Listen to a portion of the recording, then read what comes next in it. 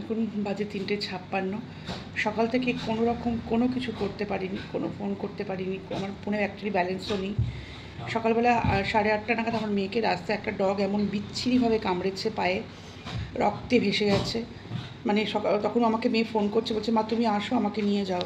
আমার পায়ে প্রচণ্ড জোরে, আর যে জিন্সের প্যান্টটা পরে গিয়েছিলো সেই প্যান্টটা পুরো একদম ফালা করে দিয়েছে। মানে এত জোর কামড়েছে, বলছে যে ডগটা যে আমাকে কামড়াতে আসছে আমি সেটাই তো বুঝতে পারিনি মা।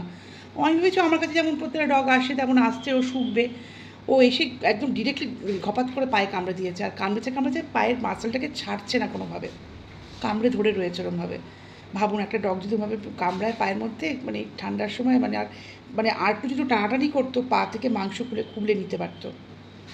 অনেকটা ডিপ উন্ড হয়েছে, প্রচুর ব্লিডিং হয়েছে। তারপরে কীরকম হ্যারাসমেন্ট ডাক্তারখানায় সঙ্গে সঙ্গে নিয়ে গেলাম মিউনিসিপ্যালিটিতে এমার্জেন্সিতে যে মানুষ ওটা ব্যান্ডেজ করে দেয় সুন্দর করে। ও যেখানে পড়াতে যায় সেখানে যে ভদ্রমহিলা উনি ব্যান্ডেজ দিয়েছিলেন, আর ও যেহেতু একা ব্যান্ডেজটা করেছে, ভালো করে ব্যান্ডেজটা করতে পারিনি, সেখান থেকে রক্ত বেরোচ্ছে এবং প্যান্টের মধ্যে রক্ত লেগে গেছে। আমি আবার আরেক জায়গায় নিয়ে যেহেতু এমার্জেন্সিতে ওরা বললো যে আপনার আইডিতে নিয়ে চলে যান। আমি তো আগে তো ব্যান্ডেডটা করা দরকার, ফার্স্ট এডটা আগে করা দরকার।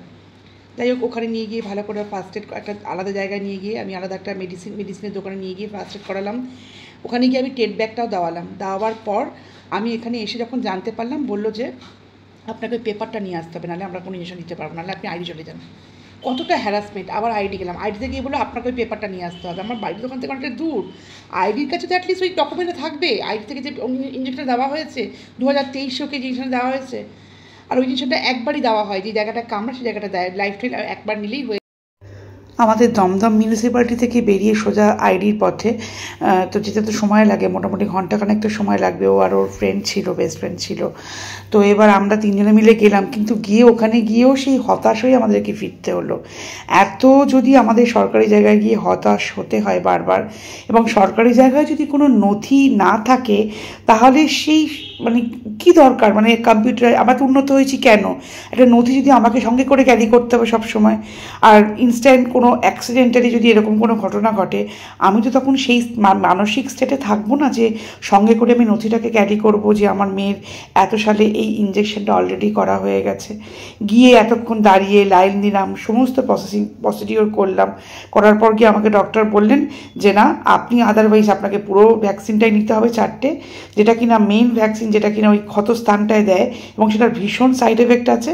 আর না হলে আপনাকে ওই পেপারটা বার করে আপনি এখানেও আসতে পারেন, সেক্ষেত্রেও 2টো র্যাবিস দিতে হবে। আর বাদ বাকি আপনি আপনার জায়গাতে গিয়েও পেপার দেখে 2খানা র্যাবিস নিতে পারেন। ওখান থেকে ফিরে এখন এই সন্ধ্যেবেলা যাচ্ছি হচ্ছে আমাদের, আমি ভাবলাম আইডিতে যাবো না, পেপারটা যখন পেয়ে গেছি, বাড়িতে পেপারটা রাখাই ছিল আমার, যেহেতু যত্ন করেই রেখেছিলাম। এসে নিয়ে মেয়ে বললো মা চলো তাহলে এখানেই আগে যাই, এখানে যদি এরা বলে যে দিতে পারবে না তখন তো বাধ্য হয়ে আমাকে আইডিতে যেতেই হবে।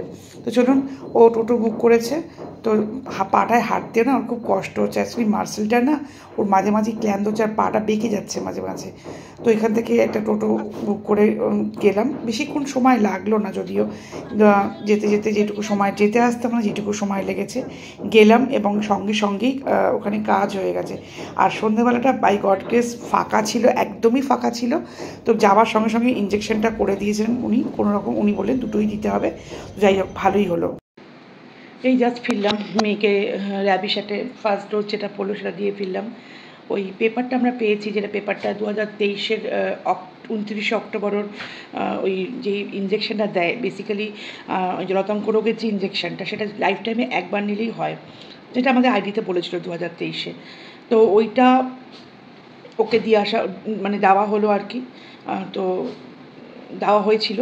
তো সেই পেপারটা ওরা বলেছিল যদি কিন্তু ওই পেপারটা আপনি যদি নিয়ে যান আপনাদের লোকাল জায়গাতে, আজকে যখন গিয়েছিলাম তখন সেটাই বলেছিল ওরা, যে আপনারা এখানে আসলেও হবে, ওই পেপারটা যদি আপনি পেয়ে যান ওই লোকাল জায়গায় নিয়ে যাবেন, লোকাল জায়গায় নিয়ে গেলে 2খানা ডোজ দিলেই হয়ে যাবে। তো এরাও তাই বলে ভালোই হলো। বিকেলে যখন গেলাম সন্ধ্যেবেলা একদম ফাঁকা ছিল, একদম গিয়ে দেখি সঙ্গে দিয়ে দিয়েছে ডোজটা, মেয়েকে দাঁড়াতে হয়নি। আর সত্যি কথা যত মানে বিকেল বাড়ছে না, ওর প্রথম কথা হচ্ছে টেট ব্যাগ, যেটাতে টেট ব্যাগের ব্যথাটা বেড়েছে, পায়ের কামড়ানোর জায়গায় পাটা বিভৎস ফুলে গেছে, তার ব্যথা হচ্ছে, প্লাস আবার এই ইনসুলিন ইঞ্জেকশন সিরিঞ্জ দিয়ে দেয় 2 হাতে, সেটার একটা পেন আছে। সব মিলিয়ে মেটে না পেনে একদম জর্জরিত, আর পারছে না আজকে কোনো পথেই যেতে পারি, সবাইকে না করে দিয়েছে। আমি তো বললাম 2 দিন বাড়িতে রেস্ট নেই, কারণ ওই পাটা নিয়ে বেশি হাঁটাহাঁটি করলে না, আর ওর মধ্যে ট্রমাটা কাজ করছে। ওই যে কোনো কুকুর দেখলে আবার সে ভয় পাচ্ছে। এই ভয়টা অনেক কষ্ট করে জয় করেছিল। ওর যখন লাস্ট 2 বছর আগে মানে রাস্তার কুকুর যখন কামড়েছিল, অনেক কষ্টেও ও ভয়টাকে জয় করেছিল। বাট এবার না মানে সাংঘাতিক কামড়েছে। ওর প্যান্টটাকে ফেলে দিতে হবে, প্যান্টটা ইউজ করতে পারে না। ভালো জিন্স একটা করে ছিঁড়ে পাতা করে দিয়েছে, রক্তে একদম রক্তাক্ত। যাই হোক, সব মিলিয়ে আজকের দিনটা প্রচণ্ড ধকলপূর্ণ গেল। এখন এসে একটু মেয়ে বললাম একটু চা খাওয়ার করবে, সকাল থেকে আমি এই ফার্স্ট চা খাচ্ছি। দেখুন, আমার মেয়েকে এভাবে কামড়ানোতে অনেকেই বলছে যে দেখুন রাস্তার কুকুর এভাবে কামড়াচ্ছে সবাইকে অ্যাগ্রেসিভভাবে, তো ওদেরকে উঠিয়ে দেওয়াই ভালো। কিন্তু আমার মেয়েকে এই প্রথম কুকুরে কামড়ালো তা কিন্তু নয়, এই নিয়ে 3rd time. Okay first street dog bite করেছিল যখন ক্লাস 5-এ পড়ে, তারপরে মেবি ফার্স্ট ইয়ার কি সেকেন্ড ইয়ার, না ফার্স্ট ইয়ার সেকেন্ড ইয়ার না, তারও পরে, মানে পড়াশোনা কমপ্লিট হয়ে যাওয়া 2022-এ, তারপরে আবার এই হলো এখন এই গতকাল কামড়েছে।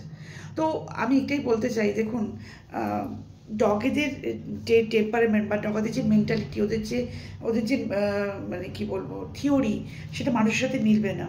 একটা মানুষ যখন মানুষকে ঘৃণা করে, তাকে আপাতমস্তক প্রথম থেকে শেষ অবধি ঘৃণা করে, এবং তার কার্য কারণ সম্পর্ক যেমন থাকে, তেমন একটা ডগ যখন অ্যাগ্রেসিভ হয় উইদাউট এনি রিজন, যেটা মানুষ বলছে যে হয়তো মানুষকে কামড়াচ্ছে, সেক্ষেত্রে কোনো না কোনো রিজন থাকে। আমার মেয়ে বলছিল, মা আমার মনে হয় ওই ডগটা, প্রথম কথা ওই পাড়ার নয়, আমি ওকে কখনো দেখিনি। আমি লাস্ট 3 ইয়ার্স ধরে ওই একই জায়গায় পড়াতে যাচ্ছি, ওই পাড়ার সমস্ত ডগ আমাকে চেনে। আর আমাদের পাড়ায় যত ডগ আছে সবাইকেও বিস্কিট খাওয়ায়, ও রোজ রাত্রে ফেরার সময় ওর পেছনে আসে, সবাইকেও বিস্কিট খাওয়ায়। তো ওই ডগগুলো আমাকে চেনে, আর ওর ডগের প্রতি একটা অ্যাংজাইটি কাজ করতো, কিন্তু লাস্ট 2 ইয়ার্স ধরে সেই অ্যাংজাইটিটাকে ও কাটিয়েছে অনেক রকমভাবে। কিন্তু কোনো দিন মানে একটা দিনের জন্য কোনো ডগকে কখনো হার্ম করেনি, কখনো কাউকে আঘাত করেনি। ওরা সবসময় বলে যে মা ওরা তো ভুলে যায়, ওরা জানে না কি করে করছে।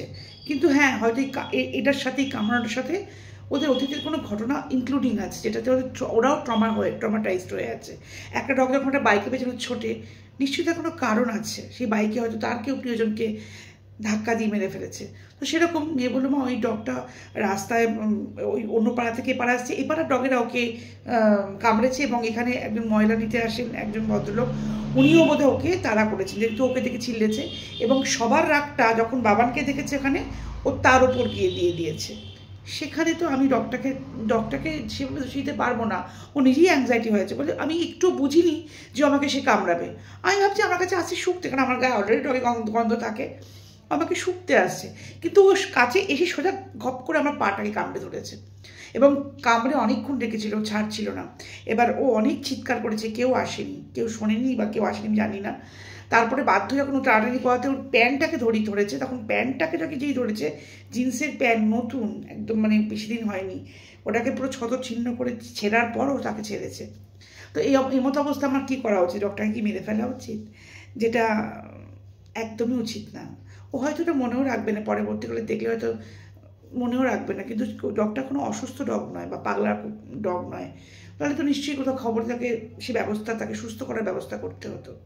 যাই হোক, এই কথাগুলো এই জন্যই বলা, ডগ কামড়ালো মানে ডগকে পুরো আমাদের পরিবেশ থেকেই বাদ দিয়ে দেওয়া হোক এমন কোনো নয়। আসলে আমরা না কোনো কিছু সলভ করি না, কোনো কিছু ইনস্ট্যান্ট ডিসিশান নিয়ে, এবং তার উপর ভিত্তি করে আমাদের দেশ চলছে, আমাদের পরিবেশ চলছে। তো এটা করবেন না প্লিজ। একটা মানুষ যদি রেপ করার পরও রাস্তায় খুলে বেড়াতে পারে, তাহলে একটা ডগেরও ঘুরে বেড়াবার অধিকার আছে। তো এটাকে সবসময় মাথায় রাখবেন।